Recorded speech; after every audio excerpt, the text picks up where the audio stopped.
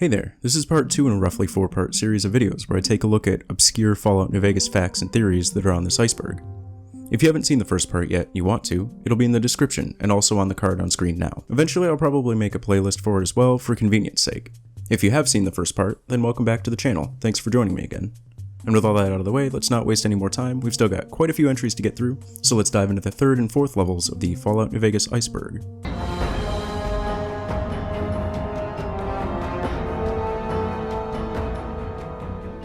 Boone used the Gobi sniper to unalive his wife. Craig Boone's a retired NCR sniper with one of the more tragic backstories in the game. He retires to Novak with his wife Carla after his involvement in the Bitter Springs massacre, an event where the NCR soldiers mistakenly fired upon Great Khan civilians. One night, Legion slavers came into town and took his wife. In order to save her from a life of slavery, he tracked them down and eliminated her. The Gobi sniper is a unique weapon that you find at the sniper's nest right next to the Legion outpost at Cottonwood Cove. People theorize that this was a sniper he used to do the deed. It would make sense considering the location of the gun and Boone's occupation. However, he, as well as the rest of the NCR's first recon snipers, used the hunting rifle as standard issue.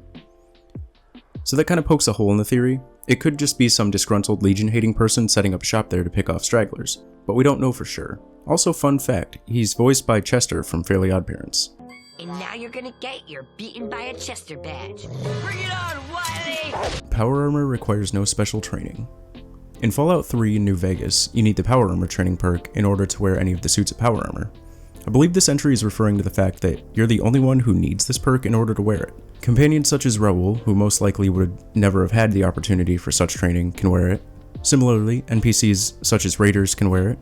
This is probably just an oversight by the developers, but I like to think that Raoul's just so jacked that he doesn't require special training to move in a big metal suit. I mean, he is voiced by Danny Trejo, so that would be in character. Legion, don't ask, don't tell. Under the rule of Caesar, the Legion generally looks down on relationships that aren't strictly for breeding. This is actually a capital offense punishable by death. Similarly to the Brotherhood of Steel, they have an emphasis on maximizing the people born into the Legion, so any factors that could inhibit that, they view as bad. There's several documented cases of these relationships in the Legion though, sometimes between fellow legionaries, which for obvious reasons they keep a secret, and sometimes between their servants, which in some cases they're murdered to keep it quiet. Gojira Cave. Gojira is an unused enemy in the files of New Vegas. It shares the same model as the regular fire gecko, but is an absolute unit at triple the size of the regular enemy. It has by far the most health and does the most damage out of anything else in the game, and can easily defeat any other creature in the base game, including the legendary bloatfly or the giant robo-scorpion. The devs never intended to include it in the game, simply it was made as a fun way to terrorize the unfortunate folks at Camp McCarran. It's obviously a reference to Gojira, or in freedom speech, Godzilla. I'm assuming the cave part of this entry is maybe an area that it would have been home to this creature, but I couldn't find anything else on this part. Primm Faction. Primm's a small town that you pass through early in the game, that's home to a casino, hotel, and the Mojave Express. You can do a few side quests for Primm, including getting them the best damn police force known to man.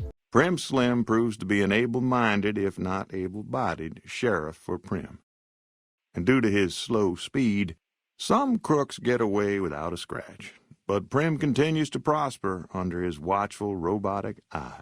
Godspeed, you beautiful toaster. Anyway, I believe this is referring to another piece of cut content where they originally had a reputation system with Primm. Much like the rest of the large factions or settlements that you can have a positive or negative reputation with, at one point you could also do that with Primm. What this would have affected, I'm not sure, because there wasn't much information on it, so that leads me to believe that it was cut early on in development. My best guess is that you might incur the wrath of Primm Slim, and God help you if that's the case. Reload dashing was intentional. Reload dashing is a glitch in New Vegas where you can essentially slingshot your character in a direction by reloading, then pulling out the Pip-Boy and some other steps that I won't get into here. This can be very handy for doing a speedrun or some kind of challenge run, but obviously this wasn't intentional. The fact that it takes a lot of steps to pull off, and the fact that New Vegas has tons of bugs and glitches, is a clear indication that it wasn't planned, however fun it may be. That being said, many game glitches that are fun end up being incorporated into games in some form or another, so maybe we'll see a Fallout entry where you can slingshot yourself around the map like Spider-Man. The Kings aren't impersonating Elvis. The Kings are the most Giga Chad faction in the game. They're a bunch of tribals led by the King that reside in Freeside in an old Elvis impersonation school.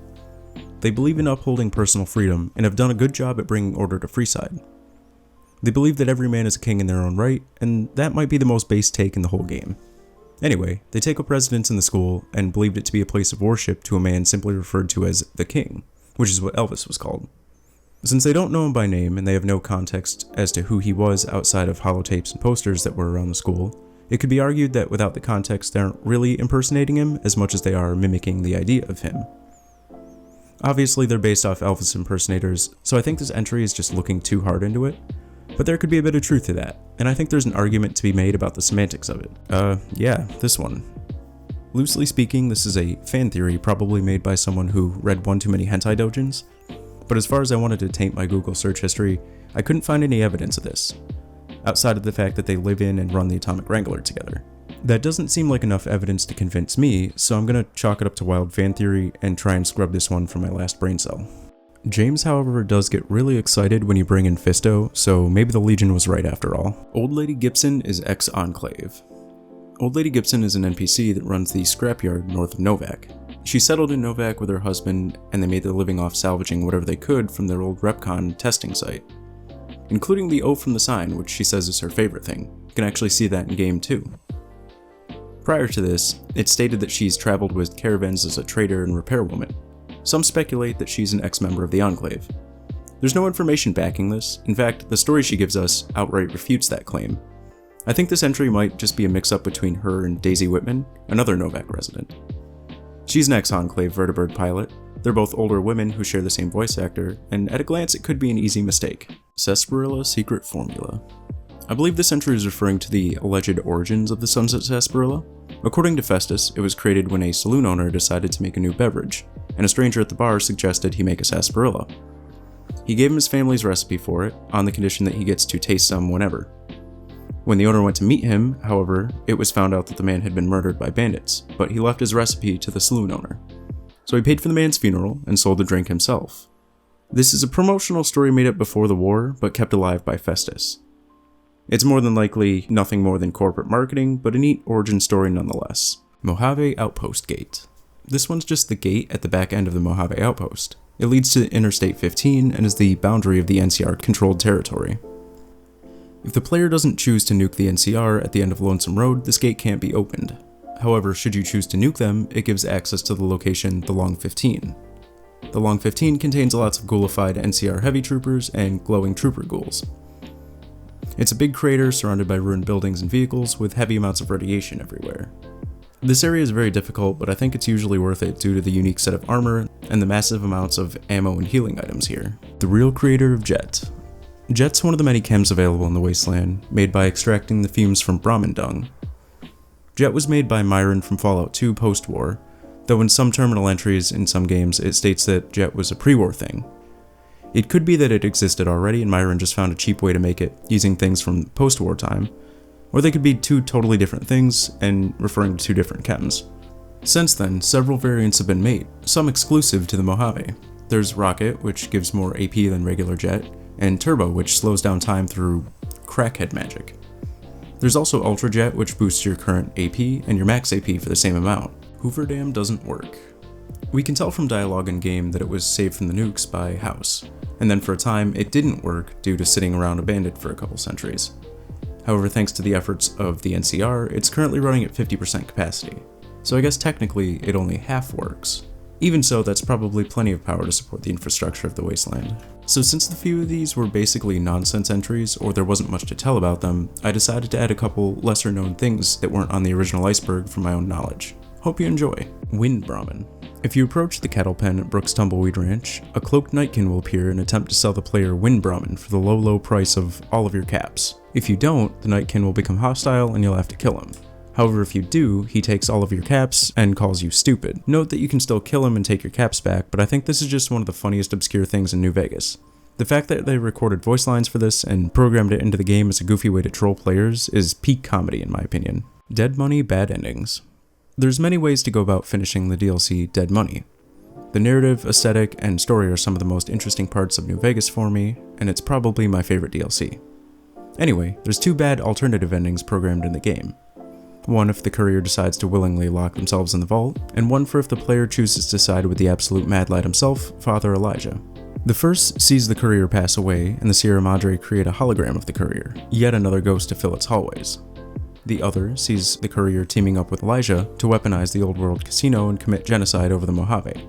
realizing Elijah's dream to wipe the slate clean and truly begin again.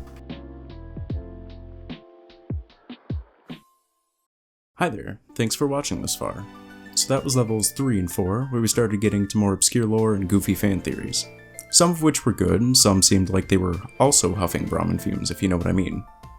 If you liked the video, it would mean the world to me if you gave it a like and subscribe. It really helps the channel out. The absolutely ridiculous amount of support from the last one really left me speechless, and I'm glad you all liked it as much as you did. In the next parts we have more outlandish theories and bad creepypasta, so that should be fun. Keep an eye out for those, as well as some other stuff in the coming weeks. As always, thank you for watching, have a good one, and I'll see you next time.